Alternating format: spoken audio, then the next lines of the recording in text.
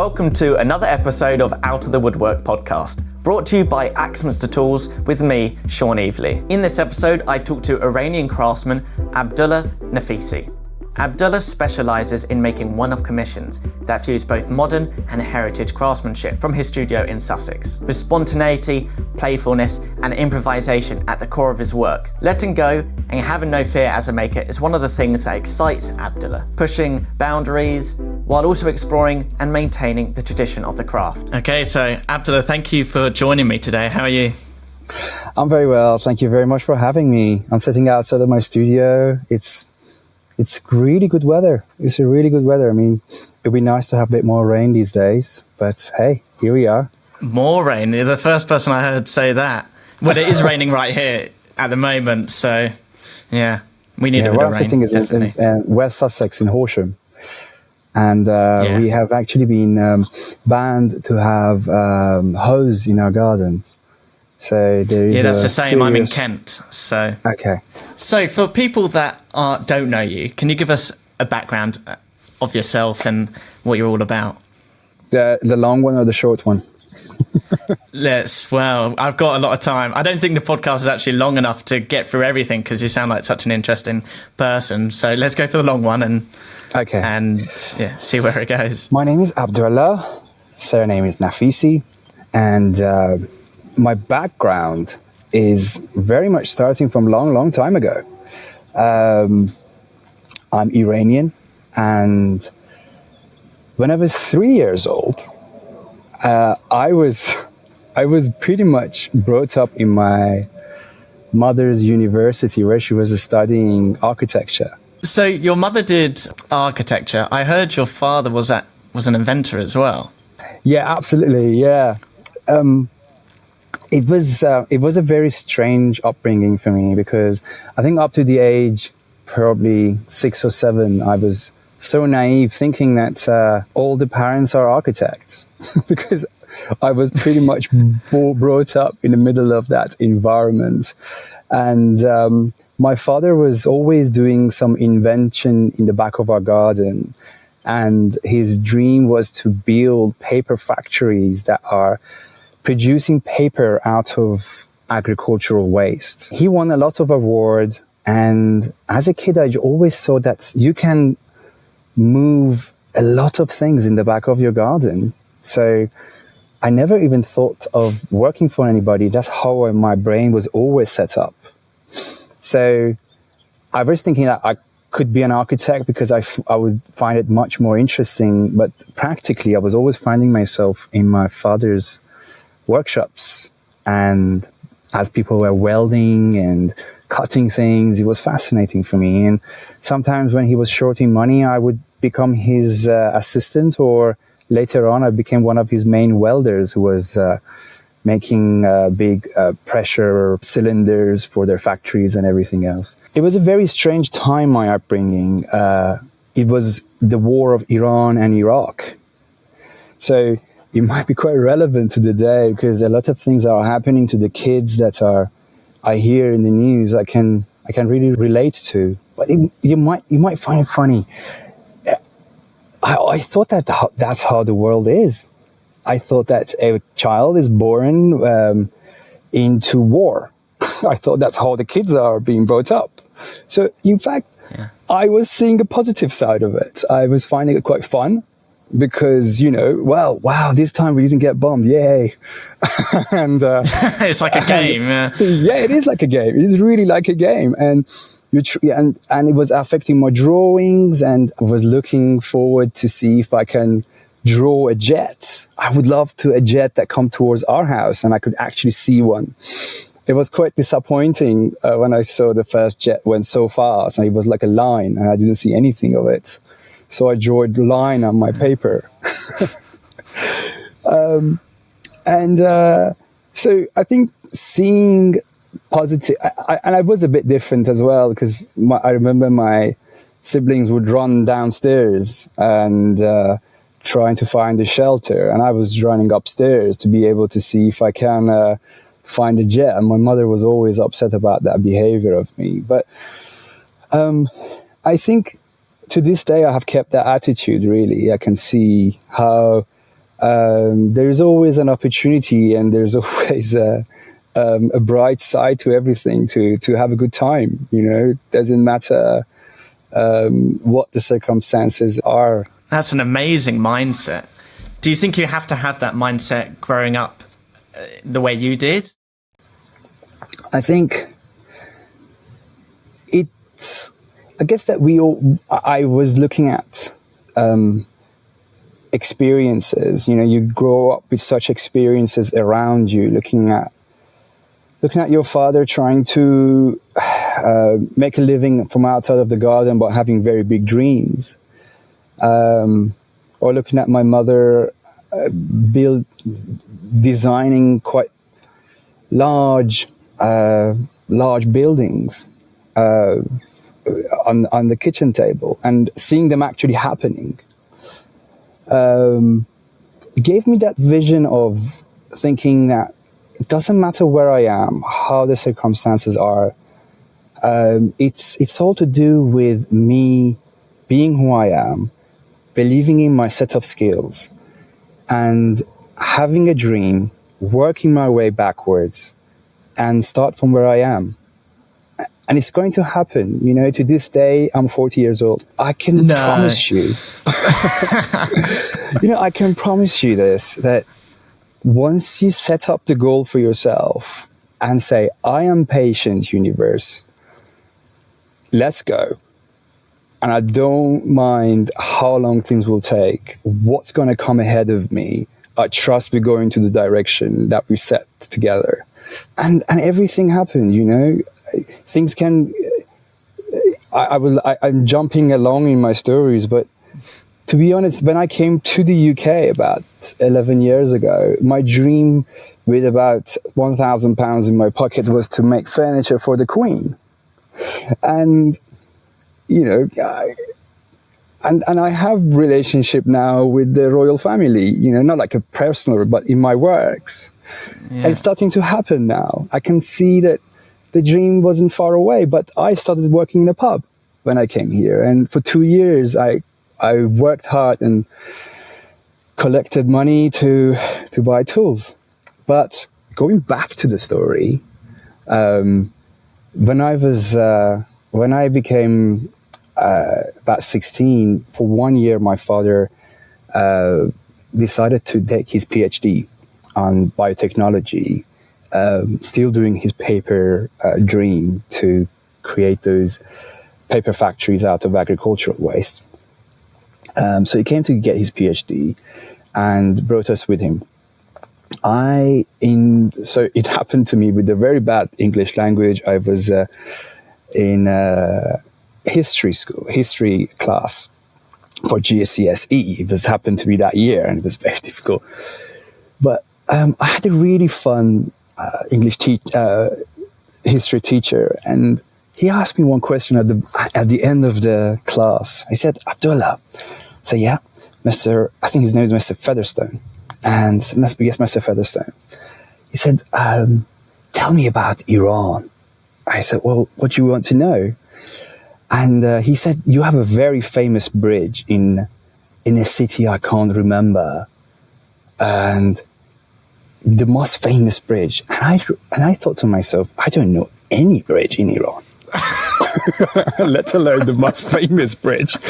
So, anyway, I played it cool, and he remembered, and he didn't really notice that I didn't know the name of the bridge. But that really let me, when after 1 year we went back to Iran, I decided that I'm going to travel the country. I'm going to travel and study the history of the country, the craft of the country, and the architecture. And I did so. I think it was between age 21 and 25.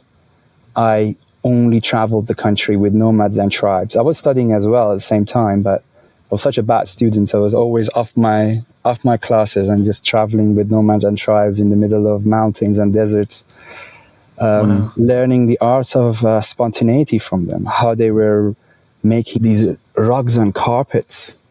And it was fascinating, They were looking at the nature, and their observation of how the nature looked and what they were seeing, they were mirroring those into those carpets and rugs. So, for example, I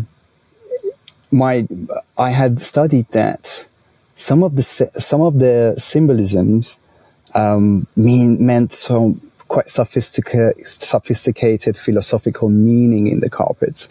When I asked them, what does this mean? They said, oh, that's an aeroplane. I said, what? This plus is an aeroplane. It's not a junction for life. No. We saw this airplane going on on the sky, and they look like a plus. So we put that in our carpet.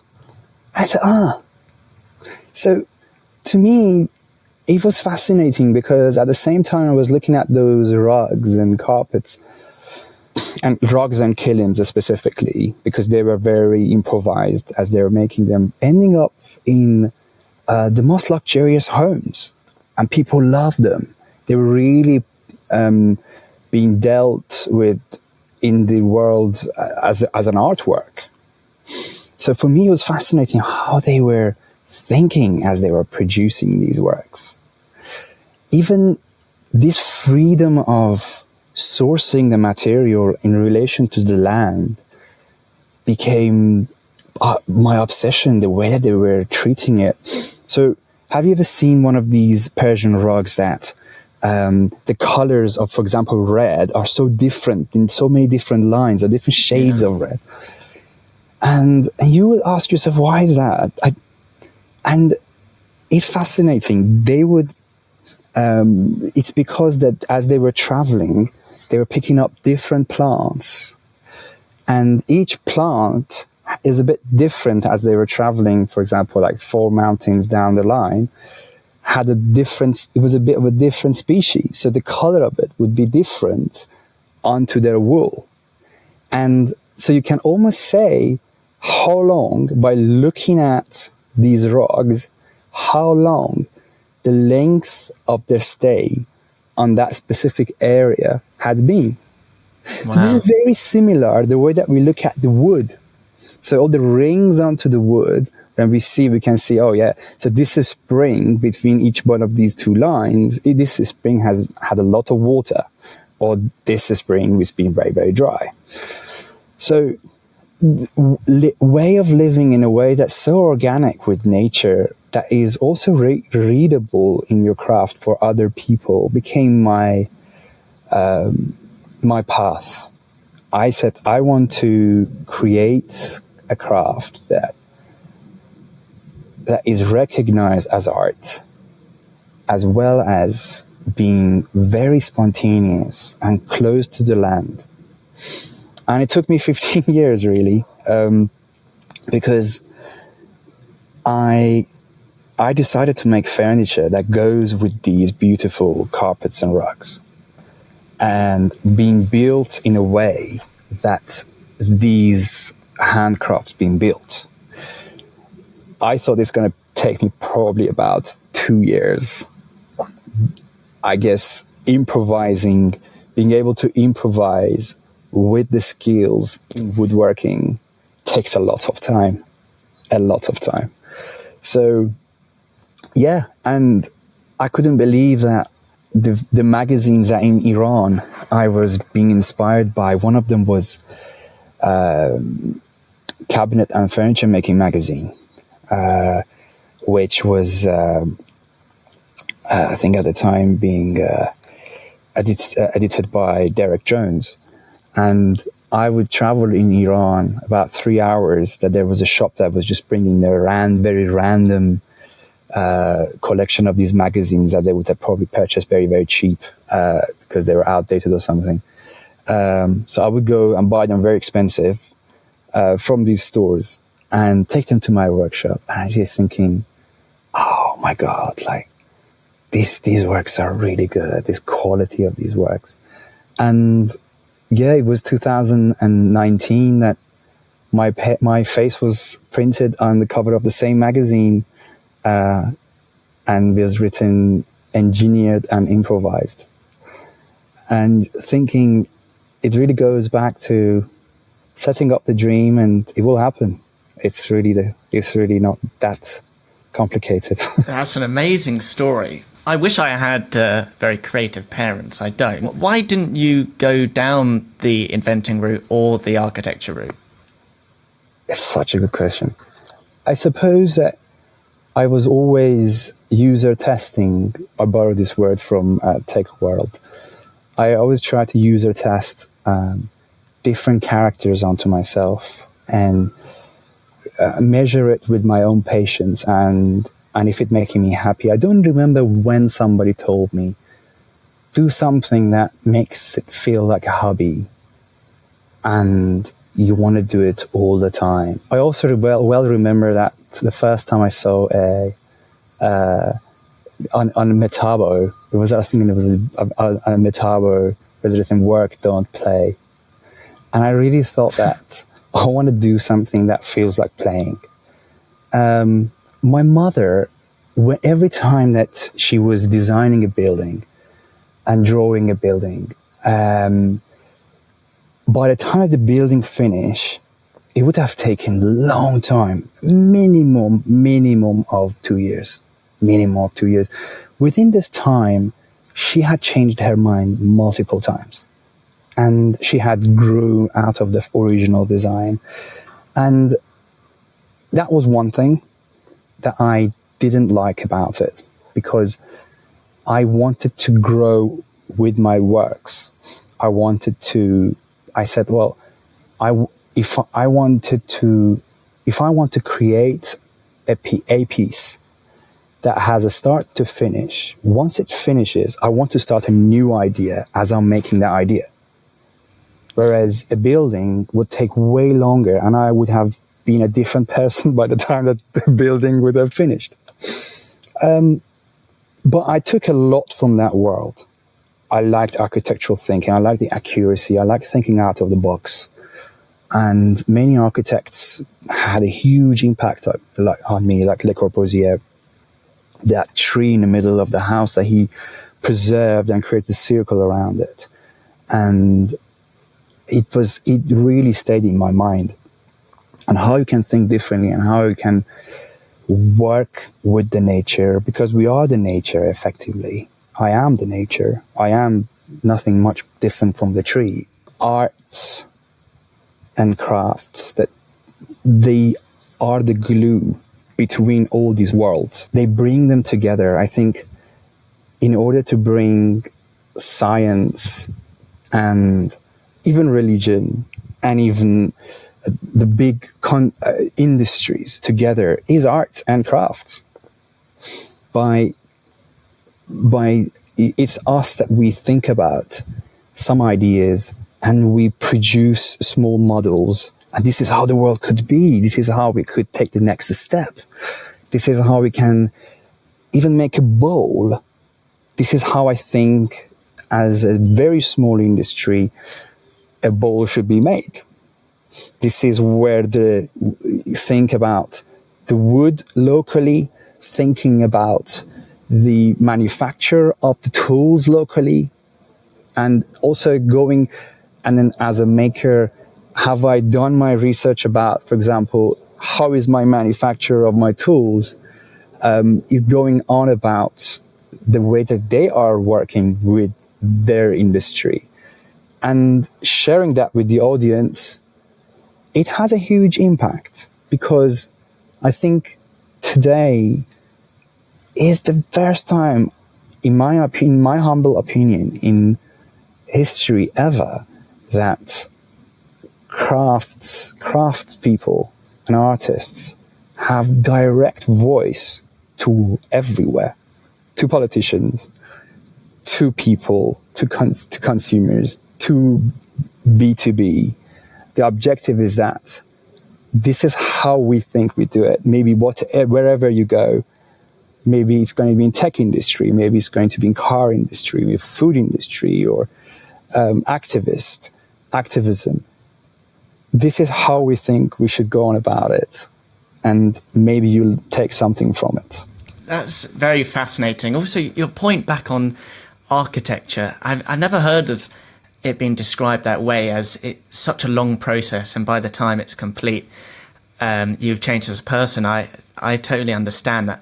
And also, I can imagine one part of it being a big architectural project is you're probably, it's not all you. You're part of a big team. So you're a small part of a big operation, whereas if you want to tell a story with furniture, you're mainly the sole designer and maker. So I think that's very, very important as well. Out of the Woodwork is brought to you by Axminster Tools. Nobody is more passionate or knowledgeable about woodworking than us. A market leader in mail order tools and the machinery industry. We offer a friendly and personal service to many thousands of woodworkers around the world.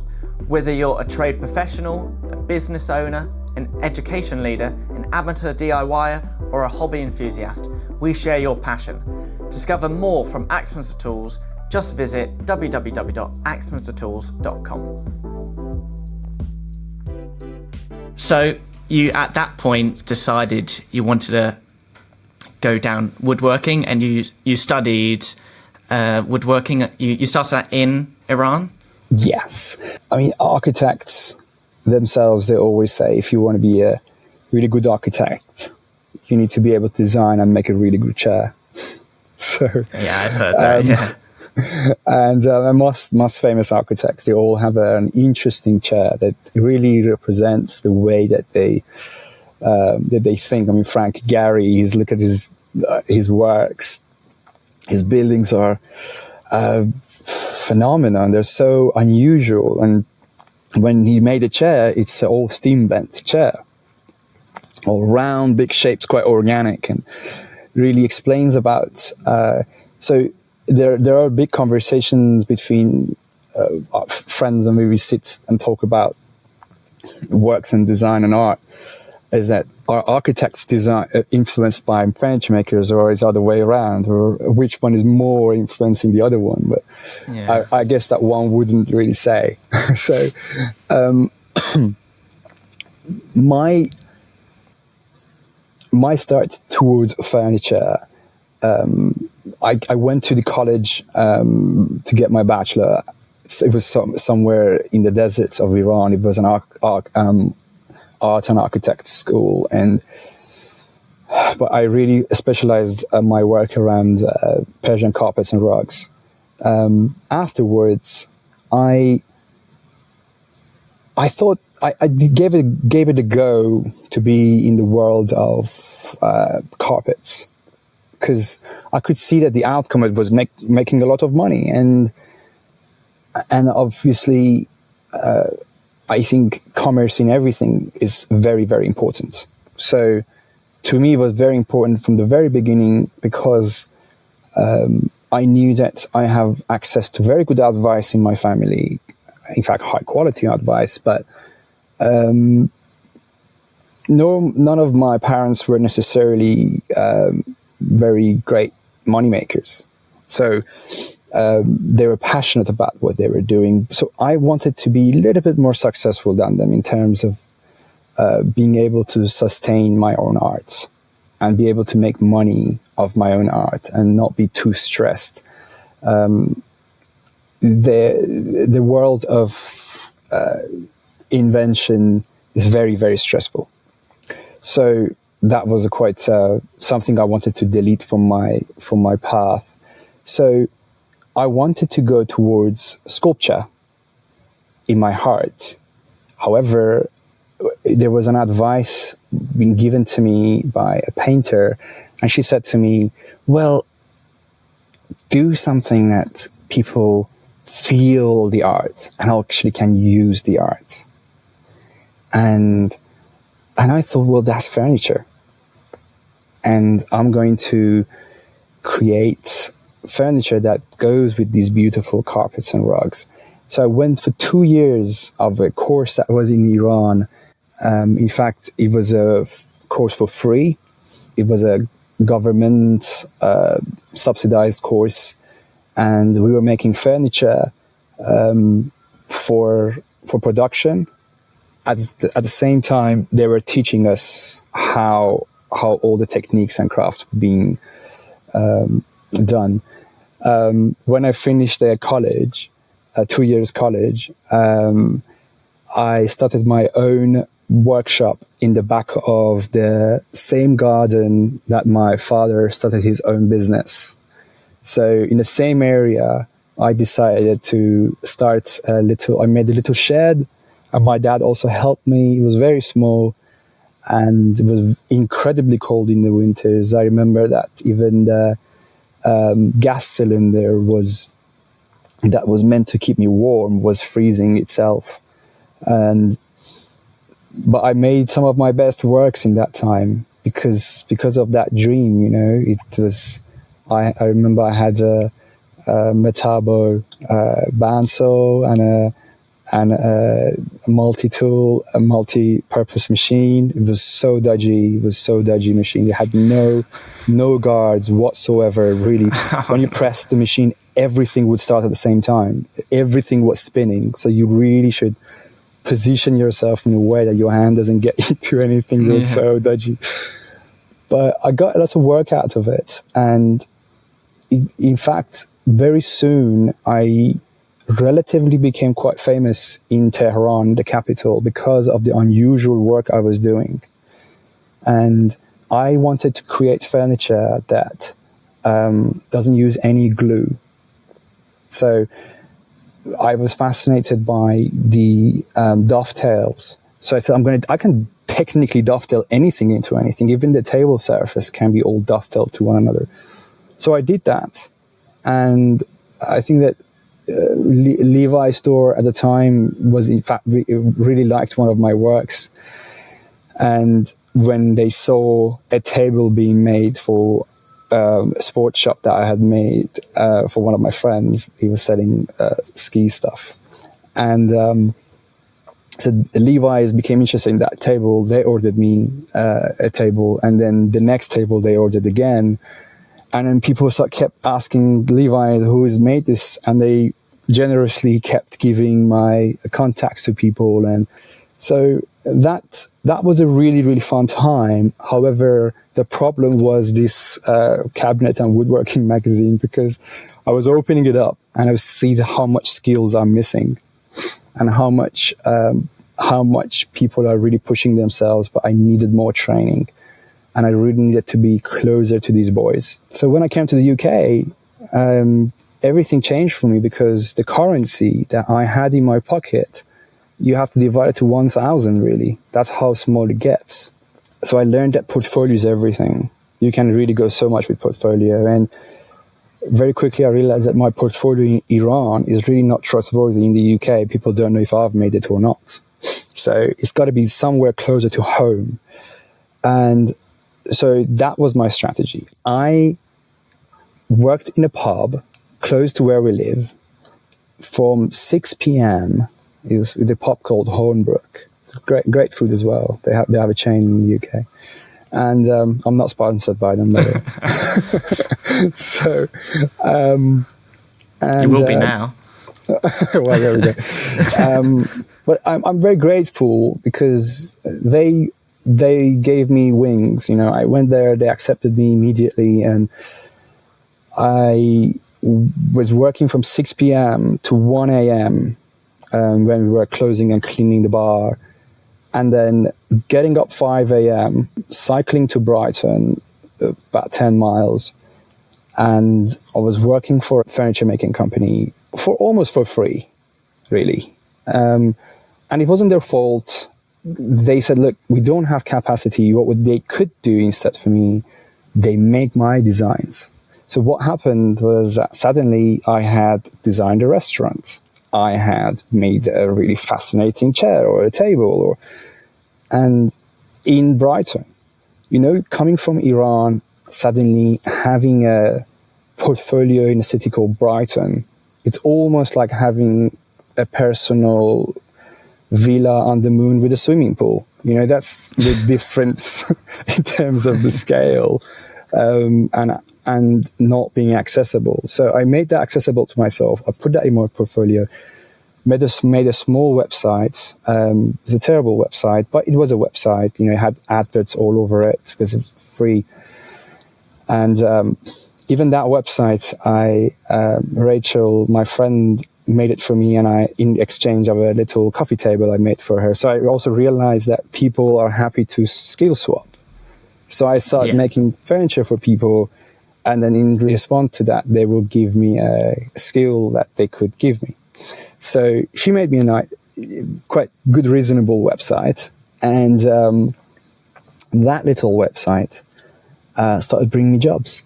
So I slowly quit the pub work, and I started working on my own works in a very small horse stable, which was full of horse poo and everything, and all over the place. And I cleaned it up, and in fact, I purchased some tools from Axminster and Scott and Sargent, I think, a little bit, and I put it all together.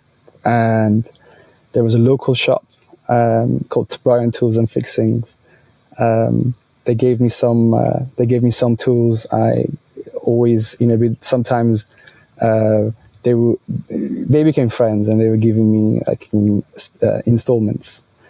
So I loved my first tools, and I thought that to me it was my own word quoting myself that get the best tool so that you always know it's your mistake, not the tool's mistake.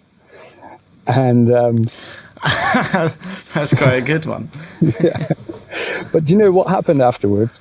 I got broken into, and they took all my tools. And so it was quite a shock to me after 2.5 years doing all of this work to start the business. Suddenly, about, I don't know, maybe 17 grand of tools, suddenly, boom, all gone, including my bicycle. So, but that was one of the best things that happened to me, to be honest. Now I look back, because it gave me this energy that I'm going to, it was like a gambling moment, like you lost something and now you want to double there. You want to gain all of it back in a shorter amount of time. So, and I went into house renovation for a short amount of time. I said, like, okay, I'm going to get this furniture business rolling, and I'm going to shoot into house renovation.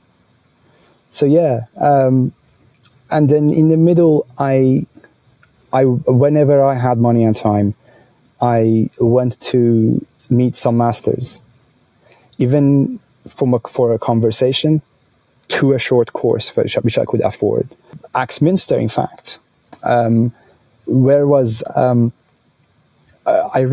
that I need to go to understand even the world of engineering a bit more to be able to explore my work in detail. And Axminster was running a engineering lathe course, which is unheard of. This craft is very hard to find anyone teaching you around the UK, and they were providing that course, and so I came for a few of those courses, different, very geeky courses in Axminster, which really pushed me forward, to be honest. And sometimes I went and just met some masters just to speak to them, like John Makepeace. I reached out to him on LinkedIn, and he very kindly got back in touch, and I said, look, I want to meet you, and show you my work, and I need your advice. And he accepted to meet me, and I went all the way to his home in Dorset, and he very generously hosted me for a few hours and went through my work, and he had a huge impact on where I am today. He said that try not to repeat yourself and try not to repeat others. Really break through the world of furniture, explore it in the art. Try to explore it in the art and then bring it back to furniture. Trying to bring something new, and we need that. So that was very inspiring to me, and I remember that driving 4 hours back from Dorset to home, I can't remember the road, you know. I was all constantly repeating things that this man said to me in my mind. And, you know, it's a great time. These amazing heroes are around, you know, and they generously will give their time to us. Even 10 minutes, I think, is enough. Talking to a legend. Yeah, it's enough to boost your confidence for years. And many other people, you know, I was being accepted in the worshipful company of furniture makers, and great community, very supportive, very, very supportive. I think it's important to reach out and ask for help, and even tools, you know. Sometimes even buying too many tools is not helpful.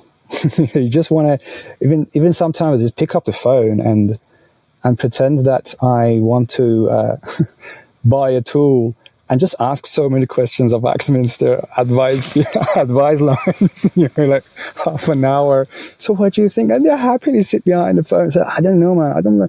Have you tried this or have you tried that? And then sometimes they tell you a story about what they're up to. And okay, I'm making a table. How would you do this?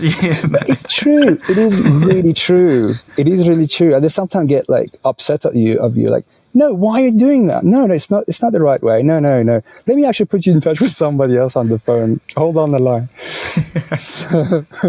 So it's all about hacking the system, you know. Yeah. Out of the Woodwork is brought to you by Axminster Tools. Having spent the past 50 years working with makers and creators, we understand the importance of providing the products you need, the knowledge you trust, and the committed service you deserve. As a British retailer, we're proud to support British design and quality. We take particular pride in the manufacture of our growing range of own products at our state-of-the-art facility in Axminster. From concept and design through to production, everything is done in-house. For more on our own grown products, plus top quality tools from around the world, visit www.axminstertools.com. So your work now, you mentioned that you've met all these master craftsmen. Have they inspired your work now? I know you mentioned that you don't use glue, or you didn't at the beginning. Where's that influence from? Well, glue is such a controversial topic.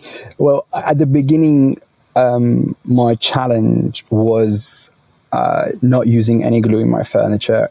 I think it really came from some resentment towards me using anything chemical. I don't really know where that came from, where I had picked it up, but I just was always thinking about future. I think it was because I was always thinking furniture is about legacy.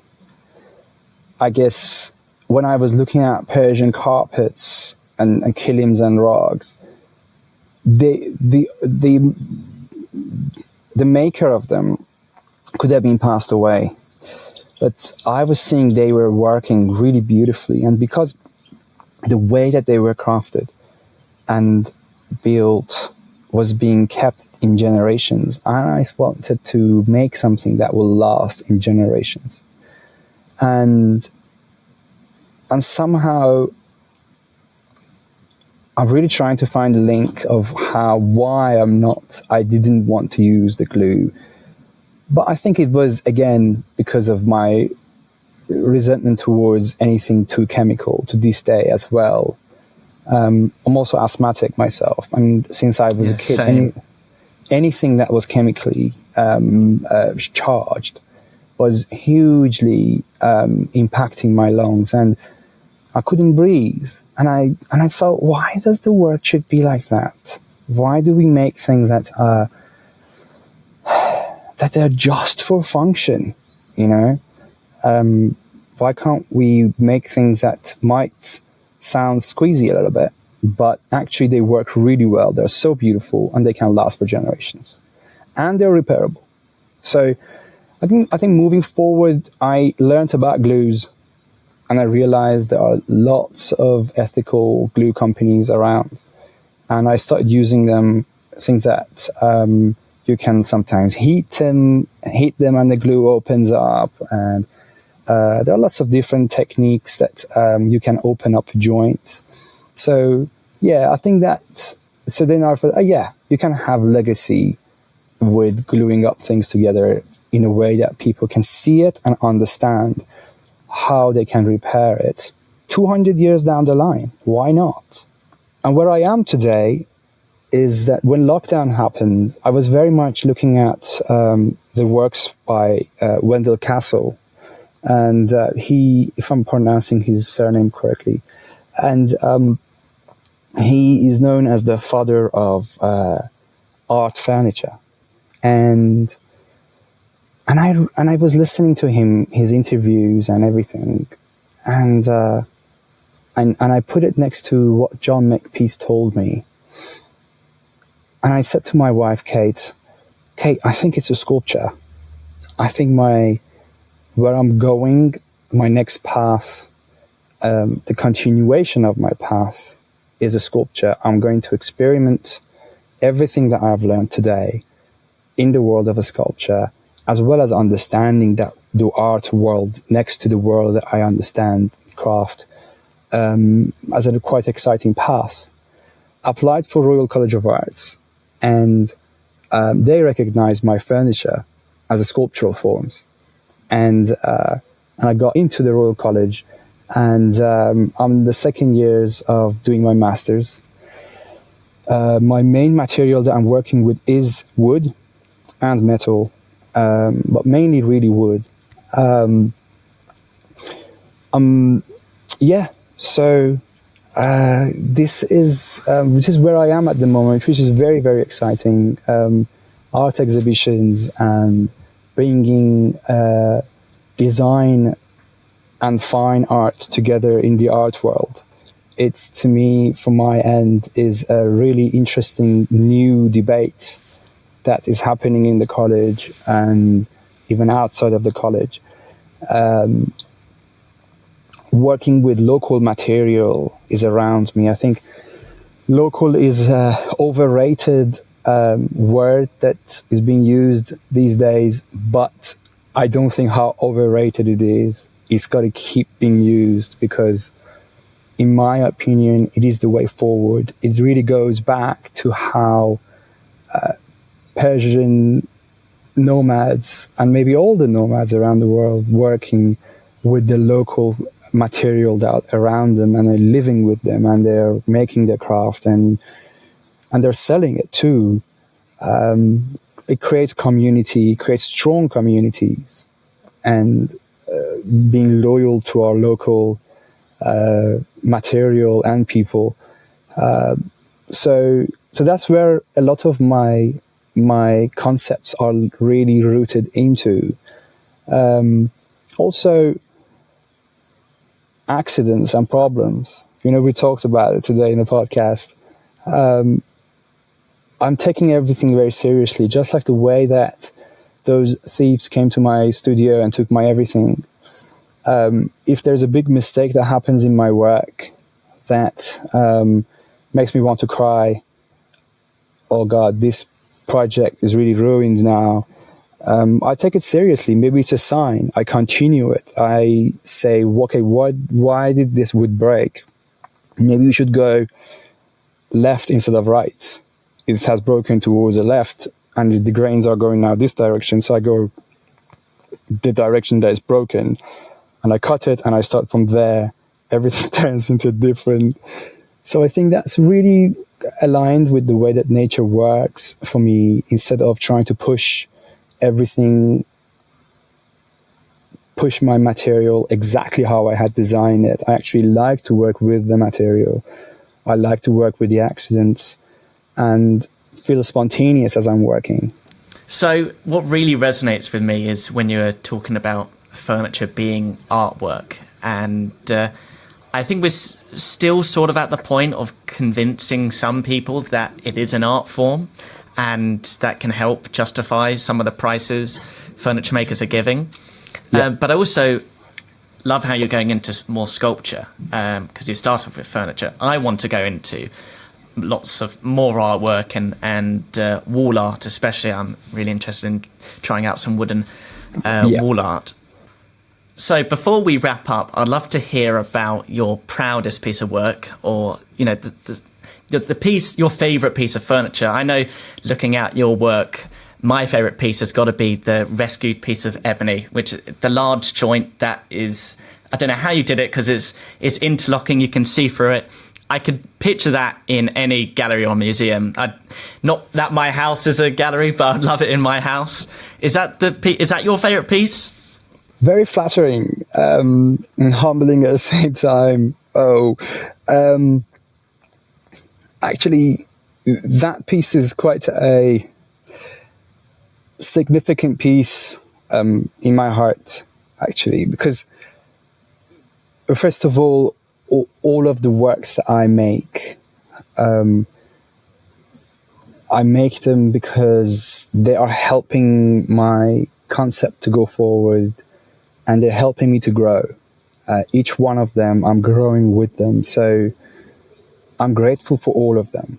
Every single one of them, I learn to love them, or also dislove them because they're going to separate from me, or they might get hugely criticized, so that I don't get hit emotionally too much. So I try to keep quite a love and hate relationship with all of my works, so that I can distance myself whenever I need, and I can get close to them whenever I fall back in love with them again. But